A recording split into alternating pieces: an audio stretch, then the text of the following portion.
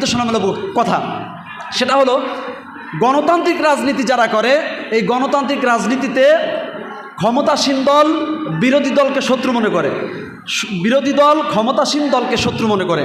আমরা যারা ইসলামী রাজনীতি করি, আমরা কিন্তু ক্ষমতাসীন বিরোধী দল কোনো দলকে শত্রু মনে করি না। কিন্তু মনে রাখবেন, আমরা যারা ইসলামী রাজনীতি করি আমাদেরকে ক্ষমতাসীন দলও শত্রু মনে করে, সবাই না, অনেকে।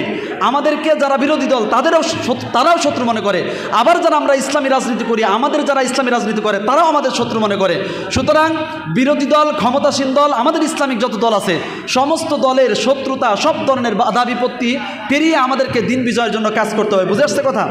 তদ্রূপভাবে খেয়াল করে দেখবেন, আজকে গোটা পৃথিবীর যত কুফরি শক্তি আছে সবাই পরস্পর বন্ধু। তারা বন্ধু কেন? ইসলাম এবং মুসলমানদেরকে ধ্বংস করার জন্য। সবাই, এমনকি যারা ইসলামী রাজনীতি করে, হ্যাঁ, যারা কুফফার শক্তি তো ইসলামের বিরুদ্ধে, এমনকি মুসলমান নামক যারা মুনাফিক তারাও আজকে মুসলমানদের ইসলামের বিরোধিতা করে। সম্মানিত উপস্থিতি, আজ পৃথিবীতে যারা সুসভ্য বলে দাবি করে, যারা সভ্য রাষ্ট্র বলে নিজেদেরকে দাবি করে, মায়ানমারে, হ্যাঁ, বৌদ্ধরা মারে মায়ানমারে, ভারত হিন্দুরা মারে ভারতে, এরকমভাবে ইহুদিরা মারে ফিলিস্তিনে। সম্মানিত উপস্থিতি, এখন আমাদের ঘুরে দাঁড়ানোর সময়, এখন আর নির্যাতিত হওয়ার সুযোগ নাই, এখন আর মার খেলে চলবে না, এখন আমাদের সময় এসেছে প্রতিশোধ নেওয়ার।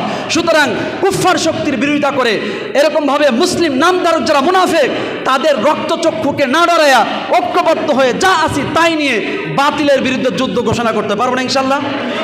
বদর প্রান্তরে মুসলিম ছিল 313, মুশরিক ছিল 1000।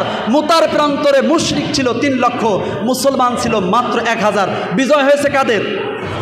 এই কথার উপরে বিশ্বাস করে ঐক্যবদ্ধ হয়ে যদি আমরা ইসলামের জন্য কাজ করতে পারি, দিন শেষে আমাদেরই বিজয় হবে ইনশাআল্লাহ।